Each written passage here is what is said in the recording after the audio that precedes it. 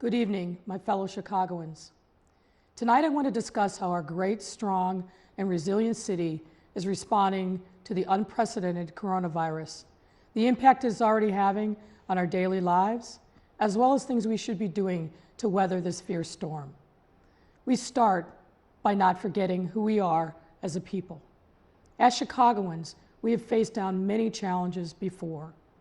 We have seen heat waves and polar vortexes, fought through recessions, depressions, and 2 world wars. And when our city burned to the ground in a great fire, a fire that one historian noted started on DeKoven Street near Halsted and Roosevelt, and it burned over 4 square miles of our city, from the central business district and government buildings, slum areas and neighborhoods of the wealthy, theaters, churches, and sporting houses, and more. We rose from the ashes the very next day to grow bigger and stronger than we had ever been before. We learned from each of these challenges over the decades, and we baked into the lessons learned our preparedness efforts. In each of these tragedies and crises, every single time, heroic Chicagoans of every stripe, young, old, of every race, color, and creed, have risen up and said, "How can I help?" And we have united and moved forward together. Resiliency and resolve are baked into our DNA, and as a people, this is our moment to prove ourselves and to a nation that in Chicago, we may get bent, but we will never be broken. Let's talk about some specifics about the virus itself and our efforts to combat it. The threat posed by the coronavirus, or COVID-19, is real and growing. I want you to know that we have been and will continue to be aggressively tackling the threat this poses to you and your loved ones. Our Department of Public Health started tracking this virus when the first reports started coming from China in December, almost 4 months ago. As we prepared for this virus coming to the U.S., and specifically Chicago, our public health and emergency management teams drew upon lessons learned last summer when many city departments and partners participated in a full-scale drill in which we were called upon to respond to a pandemic virus whose circumstances closely mirrored the challenge we are facing today. Public health's daily work consists of gathering and analyzing data on this outbreak from hospitals, physicians, labs, and working in coordination with our counterparts at the county and the state. An all-in, full-out, comprehensive effort to contain the spread of this virus and protect those most vulnerable to it. This data analysis and investigative work has and will continue to inform our response, ensuring it is as effective as possible and allowing us to direct our resources where they are most needed. I want you to be able to lay your head down at night, comforted by the fact that we are ready to meet this challenge. We prepare all year long for crises so that when it comes to our door, we are tested and ready. And we have and will continue to rise up to meet this unprecedented challenge. Our incredible Public Health Commissioner, Dr. Allison Arwady, has built her career around addressing infectious diseases all over the world, working to tackle Ebola in West Africa, MERS in Saudi Arabia, and HIV and tuberculosis in Botswana. She worked on response to H1N1 and SARS. Remember those? And Allison and her incredible team of public health are ready. Tune into her daily updates on Facebook Live on The Doctor Is In at 11 a.m. daily, and do check chicago.gov/coronavirus for the most up-to-date information. And our first responders, police, fire, EMTs, call takers, and dispatchers, they run to danger every day and meet you in your most distressed moments. They too are ready. And I must acknowledge our fearless healthcare workers, doctors and nurses, yes, but also the aides and orderlies, the cooks and janitors, the volunteers, and everyone in the healthcare chain who are making great personal sacrifices every day on our behalf. Thank you, thank you, thank you. And last, but certainly not least, Special thanks and prayers go to our people who are the fabric of our social safety network, our libraries, parks, community service centers, and the social workers and others, all of whom staff these facilities are vital in providing a place for people in need now more than ever. What do we see as the next steps in fighting this virus? A couple of important things that I will mention here. First, we have repeatedly asked throughout this crisis that if you are sick, stay home. Most of you have listened, but some have not. And those of you that have not only put yourselves at risk, you are endangering the public. We have documented an increasing number of cases in which sick people went to their workplace and got other people sick with the coronavirus. Today, at my direction, the Department of Public Health issued an order that until further notice, if you are sick with respiratory symptoms like cough, fever, or shortness of breath, but also, and importantly, if you are beginning to feel sick, body aches, fatigue, sore throat, you too are ordered to stay home unless seeking medical care or other essentials like food. If you violate this order, there have to be consequences. Please be smart, be safe, and stay home if you are sick. That's an order. Let me also repeat, if you are a member of a vulnerable population, that means people over 60, but especially people with underlying medical conditions, stay home if at all possible. Put your health first and don't put yourselves or others at risk. Now, I know these restrictions are causing hardships, but we are doing this to save lives, pure and simple. We have seen what these extreme measures have yielded in places like Japan and Singapore. Those countries have started bending the arc of the virus, and China is reporting progress for the first time. These measures work, and we need them now as this virus progresses here in Chicago. Next, let me address the anxiety that many are feeling about the status of our schools. As you know, on Tuesday of this week, schools were closed through March 30th by order of the governor, who closed all schools, public and private, across the state. In consultation with Dr. Arwady and Dr. Janice Jackson and her team at CPS, given what we anticipate as the continued upward trajectory of the virus spread, I'm announcing now that Chicago Public Schools will be closed through April 20th, with students returning on Tuesday, April 21st.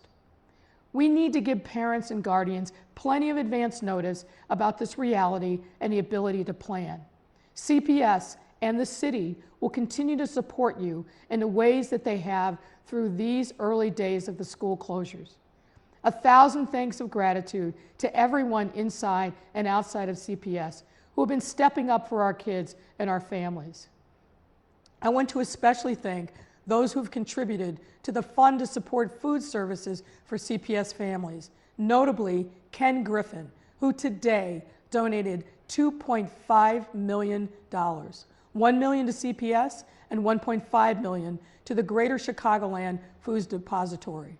Ken and others are exhibiting extraordinary civic leadership at its finest. Let's talk dollars and cents for a moment.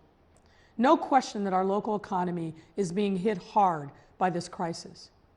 Most notable is our hospitality industry. Conventions, hotels, restaurants, bars, and other forms of entertainment and service industries are suffering.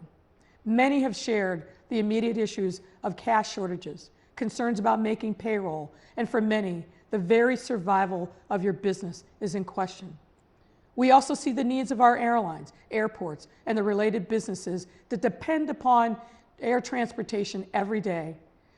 Our mass transit is also being hit as people appropriately follow the directives to stay home, and employers have activated teleworking options for their employees. Know this: we have the incredible benefit of being a strong and diverse economy. In other instances where similar industries were hit, here in Chicago, for example, as a result of 9/11, and more recently, the Great Recession of 2008 and 2009, our local economy in Chicago and the region bounce back strong and quickly from these downturns. We are working at all levels of government, local, county, and state, to make sure that the final tale of this economic challenge will be the same, a strong comeback. I will talk more about this in a moment. I have also received a number of questions about city finances and revenue. While this crisis is certainly adversely affecting many parts of our local economy, I want to assure you that our city finances remain strong, and here's why. By design, no single revenue stream is more than 13% of our overall revenues. And what we call economically sensitive taxes, meaning those that are most sensitive to potential downturns, like sale taxes, our share of state income taxes, recreational and hotel taxes. In the aggregate, these taxes make up less than 25% of the revenue streams for our city budget. We have more than sufficient cash on hand, and we prepared for a potential economic downturn as part of the projections we released last year for our 2020 budget. Finally, it helps that we received an unexpected $100 million windfall from refinancing our debt earlier this year. And we are looking at other opportunities to leverage the low interest rates that currently exist. Be aware that we continue to monitor this situation on a daily basis, and our Chief Financial Officer, Jenny Bennett, and her team are on the case. So while city finances are weathering this storm, for many individuals, this is the financial challenge of a lifetime. Here's some immediate steps we have taken to help relieve the burden on you. We have suspended many of the debt collection, ticketing, and impounding practices that the city engages in until April 30th. This includes suspending the booting of cars, late fees and default on payment plans for all city debt. This includes parking tickets, red light camera and speed violations, and utility bills. We will not make any collection efforts until April 30th at the earliest, and we will not be referring you to debt collectors. And accordingly, the Chicago Administrative Courts is continuing all court dates until at least April 30th without any interest penalties. No city debt checks will be conducted for rideshare and taxi drivers, and we are limiting ticketing and towing and impounding of vehicles to public safety-related issues. Given the economic pressures that many of you are facing, as a government, we are stepping up to do our part to take a brick off your back. We know that this temporary suspension will bring some measure of relief. I want to also note and thank Sheriff Tom Dart, who previously announced that he is delaying enforcement of all eviction orders until April 30th. I call upon all property owners to give tenants some grace wherever possible during these trying times. No one needs the added stress of evictions, certainly not now. Similarly, I call on banks to grant relief from foreclosure efforts during this crisis. Thanks also goes to the Chicago Community Trust and the United Way for setting up the Chicago Community COVID-19 Response Fund, which will provide help on food, rent, and other items of need.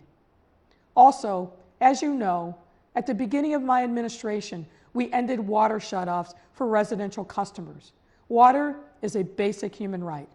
Today, I took the additional steps and called upon all of our suburban water authority customers, that's 125 suburban communities, to immediately take necessary action to also stop water service disconnections for non-payment as our state grapples with the COVID-19 pandemic. I applaud and thank those communities that have already taken this important step. While we must address the individual needs of our residents during this challenging time, it is also important that at the city level, we also take a leading role in supporting our small businesses. When we support small businesses, we support their workers, who in turn help uplift the vibrancy of our neighborhoods.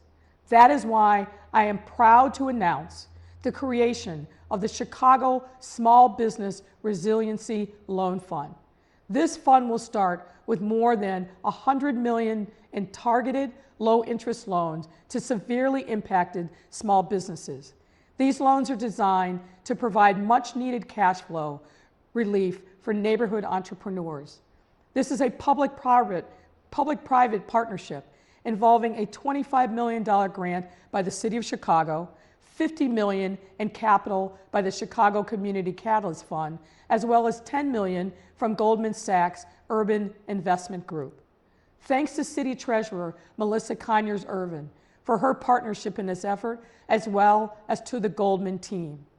I also need to acknowledge and thank Fifth Third Bank, who has pledged $1 million to the fund, as well as Bob Clark and his colleagues at Clayco Construction, who have pledged $250,000. We urge others from business, philanthropy, and individuals to contribute to this fund. It is a meaningful way to help our small businesses meet payroll, avoid layoffs, and survive under extraordinarily dire circumstances. In addition to the Resiliency Loan Fund, we are providing further relief to small businesses by extending the due dates for tax payments until April 30th for the following taxes: bottled water tax, checkout bag tax, amusement tax, hotel accommodation tax, restaurant tax, and the parking tax. I finally want you to know that we are in daily conversations with our federal partners, and particularly our Chicago area congressional delegation. Thanks to Senator Durbin and Duckworth and all of the congresspeople who touch Chicago for being our champions in Washington, D.C. We have said, and they know, that federal stimulus packages must bring immediate relief to individuals, not just big businesses, through help like extending and increasing unemployment benefits and more grants and loans to small businesses. Localities like Chicago should not be shouldering this burden alone. Folks, this is a B-size problem, meaning something that can only be solved with billions in needed stimulus support from the federal government. In closing, let me say this. I am, of course, your mayor, but I am also a wife and a mom. I'm a friend to many and a neighbor. My team and I have worked tirelessly over these last 10 months to build an administration steeped in compassion and empathy, to reflect the realities of your lives in everything we do. And now in this moment that challenges us all, I want you to know that far from abandoning these core principles, we are placing them front and center in everything we do. I care about the people in the city that I may never meet, just as I care about my own family, my beloved friends, and my neighbors that I see every day. We have not shied away from facing hard truths and speaking openly about the need for love. In Chicago, we need to love each other with all our hearts today and every day. While this is a time of physical isolation, we need to stay connected. We need the warmth of smiles, hellos, and thank yous, the words of comfort and acknowledgement that each of us, regardless of our station or circumstances, matters. Gwendolyn Brooks got it right. We are each other's harvest. We are each other's business. We are each other's magnitude and bond.